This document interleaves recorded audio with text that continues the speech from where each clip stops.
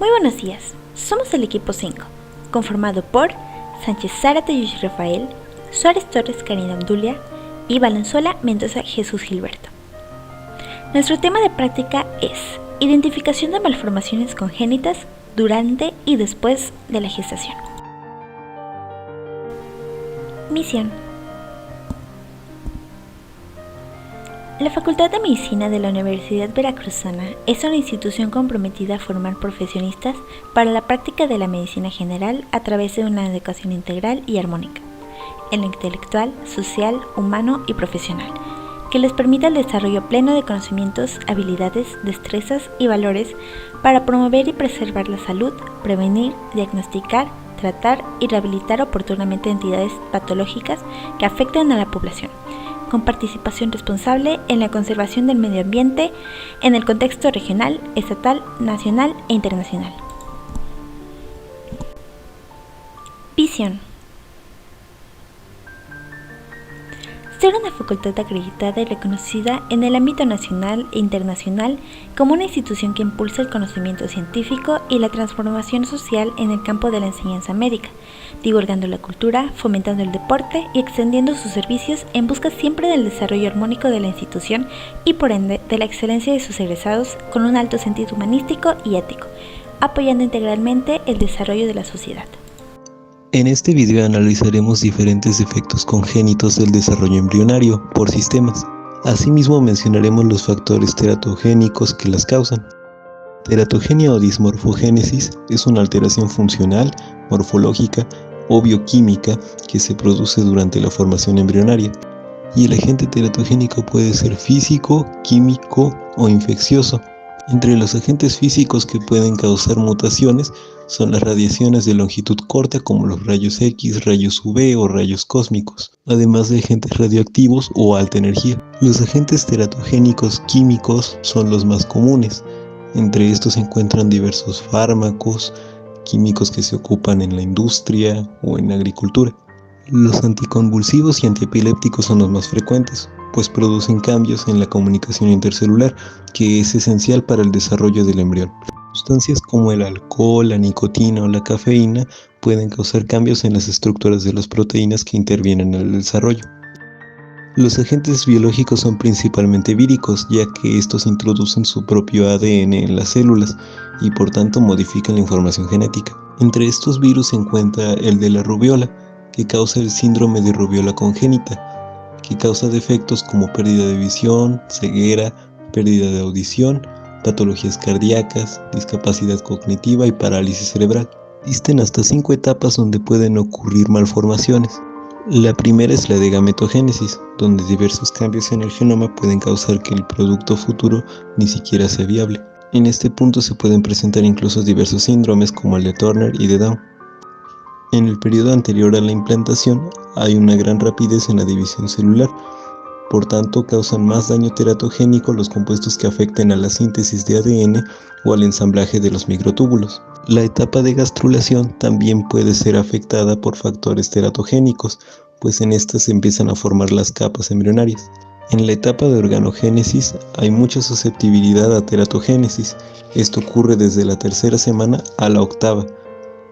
Los cambios causados por proliferación y migración celular y las interacciones entre las células y el remodelado tisular pueden causar efectos graves y ocurre algún proceso teratogénico. Por último, en la etapa fetal, donde ocurre maduración de tejidos, pueden ocurrir diversos síndromes teratogénicos relacionados con la maduración del sistema nervioso central o de tejidos. Iniciaremos el tema de las malformaciones musculoesqueléticas hablando de una de las más frecuentes. El pie equinovaro es un defecto congénito relativamente frecuente que se observa en alrededor de 1 de cada 1000 recién nacidos. Constituye el defecto musculoesquelético más frecuente y se caracteriza por múltiples componentes que dan lugar a una posición anómala del pie que impide la carga normal del peso corporal. La planta del pie muestra un giro medial y el pie está invertido. El pie equinovaro es bilateral en aproximadamente el 50% de los casos y es unas 2 veces más frecuente en los niños que en las niñas. A menudo se ha dicho que el pie equinovaro se debe a un problema de postura anómala o de limitación de los movimientos de los miembros inferiores del feto durante la fase intrauterina, como los causados cuando existe poco líquido amniótico en el embarazo, pero más bien parece estar relacionado con herencia multifactorial, es decir, participación simultánea de factores genéticos y ambientales. Puede ser idiopático en un 95% de los casos, es decir, no existe una causa definida.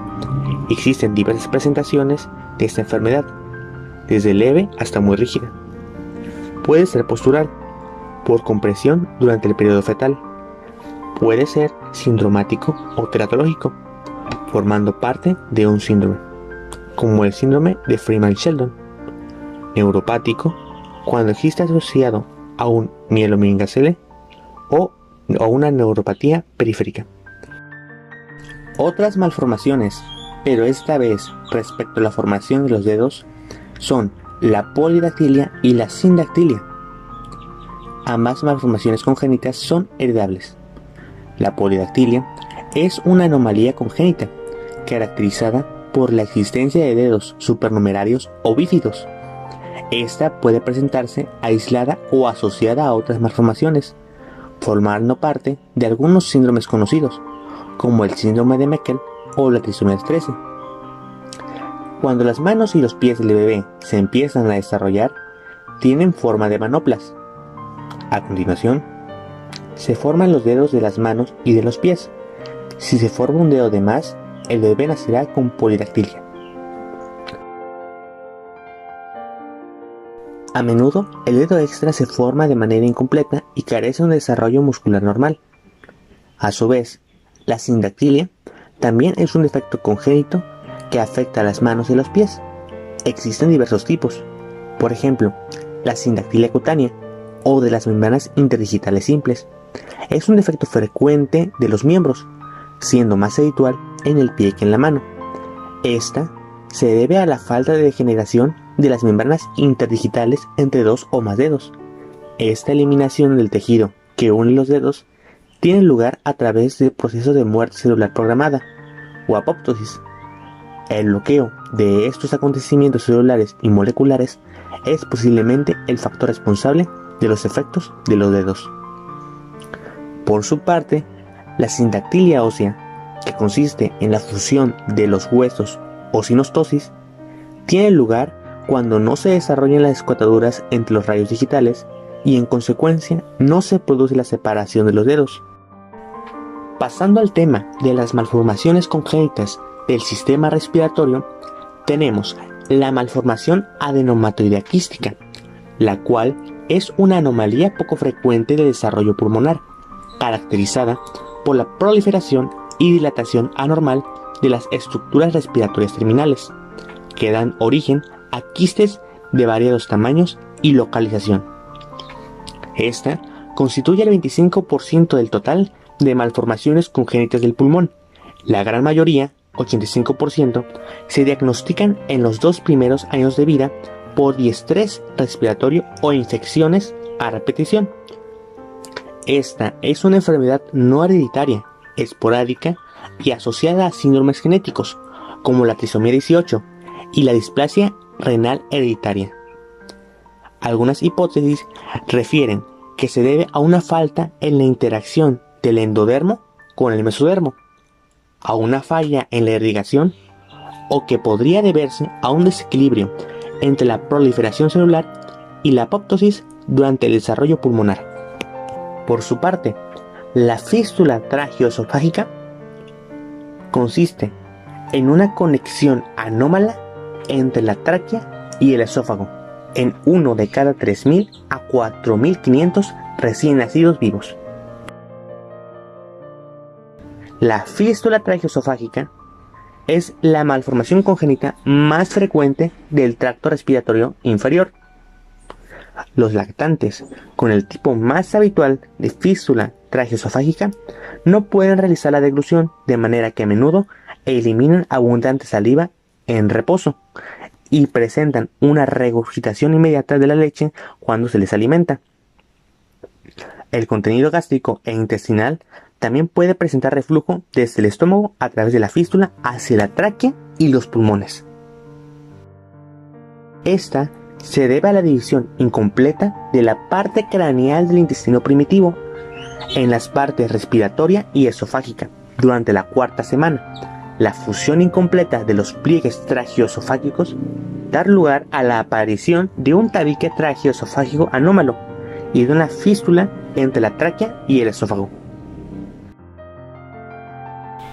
Ahora demos lugar a las malformaciones congénitas del sistema nervioso. El sistema nervioso se desarrolla a partir del tubo neural, el cual es un canal estrecho que durante la tercera y cuarta semana del embarazo se pliega y se cierra a fin de formar el encéfalo y la médula espinal.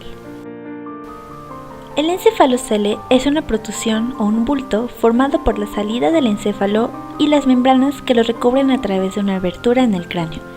Este se produce cuando el tubo neural no se cierra completamente durante el embarazo, por lo que el resultado es una abertura que se produce en algún punto a lo largo del centro del cráneo, entre la nariz y la nuca, más frecuentemente en la porción occipital de la bóveda del cráneo.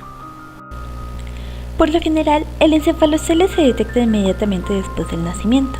Los encefaloceles que se producen en la parte de atrás del cráneo presentan más probabilidades de causar problemas del sistema nervioso. Los signos de encefalocele pueden incluir acumulación de mucho líquido en el cerebro, pérdida total de la fuerza en los brazos y las piernas, cabeza de tamaño inusualmente pequeña, uso no coordinado de los músculos necesarios para el movimiento como aquellos que se usan para caminar y para alcanzar algo, retrasos del desarrollo, discapacidad intelectual, problemas de la vista, retrasos del crecimiento y convulsiones. La anencefalia es un defecto de nacimiento grave en el cual el bebé nace sin partes del encéfalo y el cráneo. La anencefalia se produce cuando la parte superior del tubo neural no se cierra por completo. Esto a menudo resulta en el nacimiento de un bebé sin la parte frontal del encéfalo, el prosencéfalo, ni la parte encargada del pensamiento y la coordinación, o sea, el cerebro. Aún no se conoce a ciencia cierta la causa exacta de la anencefalia, aunque se cree que puede ser causada por una combinación de genes y otros factores, como los elementos dentro del ambiente con los que la madre entra en contacto, o lo que coma o beba, o ciertos medicamentos que use durante el embarazo.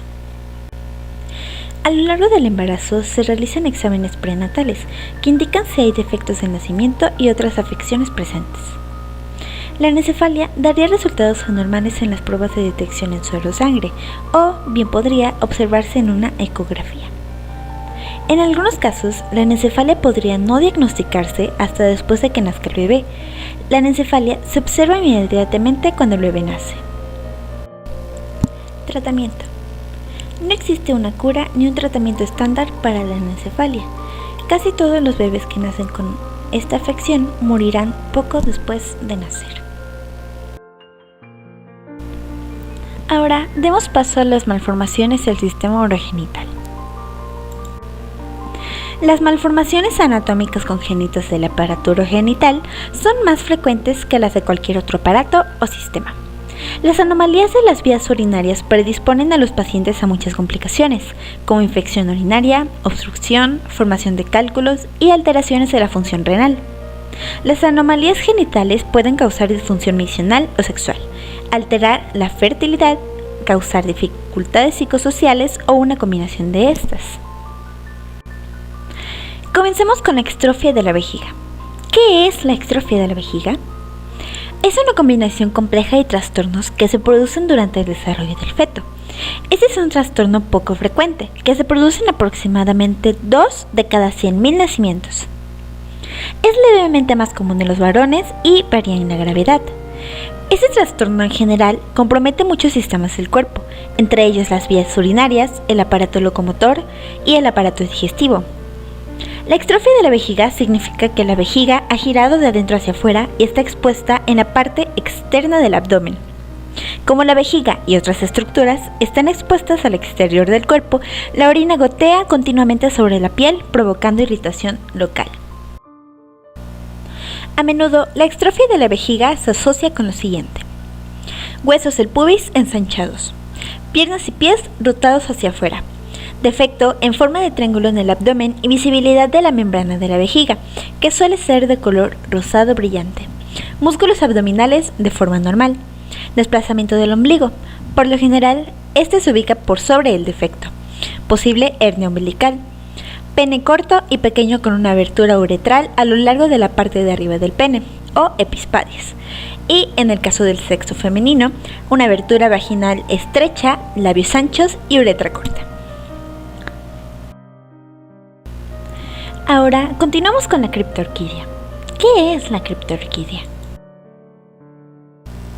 La criptorquidia es una patología que se produce cuando no hay descenso del testículo hacia el escroto. Ocurre en el 3% de nacimientos de niños varones en México.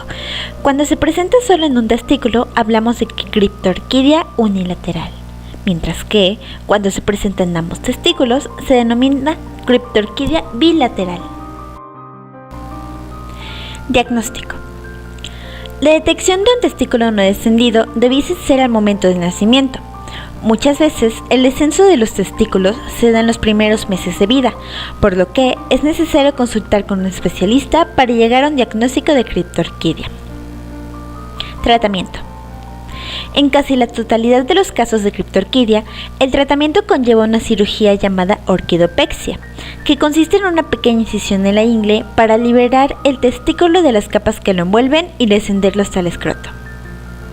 Algunas de las complicaciones que pueden provocarse por un tratamiento tardío o la falta de este son: hernia inguinal, torsión testicular, compresión del testículo por lesiones en la región donde está atrapado, problemas de fertilidad en la vida adulta, mayor riesgo de cáncer de testículo.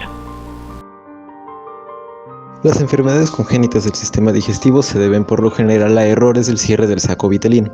Entre ellas encontramos la atresia biliar, que se origina de la 4ª semana de gestación, donde se está formando el conducto biliar. En este caso no se forma y se llega a una obstrucción. Entre las causas más comunes se encuentran infecciones virales, pues estas afectan al código genético, y la carbamazepina, que es un anticonvulsivo. El divertículo de Meckel es una afección que por lo general no se nota sino hasta una edad avanzada. Ocurre cuando una parte del intestino se queda unida con lo que antes era el saco vitelino y se forma un conducto que no termina de cerrar del todo. Esto ocurre desde la 5ª a la 9ª semana aproximadamente. Principalmente es causado por defectos genéticos recesivos. La enfermedad de Hirschsprung o megacolon agangliónico es una enfermedad congénita que se caracteriza precisamente por el megacolon, donde existe una hipertrofia del mismo y la ausencia de mecanismos de absorción. Por general se forma entre la 6ª y la 12ª semana. Las causas son igualmente genéticas. Respecto a las enfermedades congénitas cardíacas, por lo general se debe a defectos en el tubo cardíaco o incluso a defectos que se presentan al momento del nacimiento con la modificación de la circulación debido a la dependencia original de la circulación a la placenta cuando es un embrión, cuando es un feto, y a su posterior cambio después de nacer. Un ejemplo de estas malformaciones al momento del nacimiento es el ductus arterioso persistente. Durante toda la vida fetal se presenta un conducto llamado ductus arterioso que se encarga de reducir la presión que llega a los pulmones desde la placenta. Si al momento del nacimiento este no se elimina, presenta un intercambio entre la sangre oxigenada y la que no lleva oxígeno. Entonces el producto tiene cianosis. Su principal causa es el virus de la rubéola, que causa estas malformaciones. Este virus afecta la división celular y por tanto afecta el desarrollo de los órganos. En general es incluso incompatible con la vida.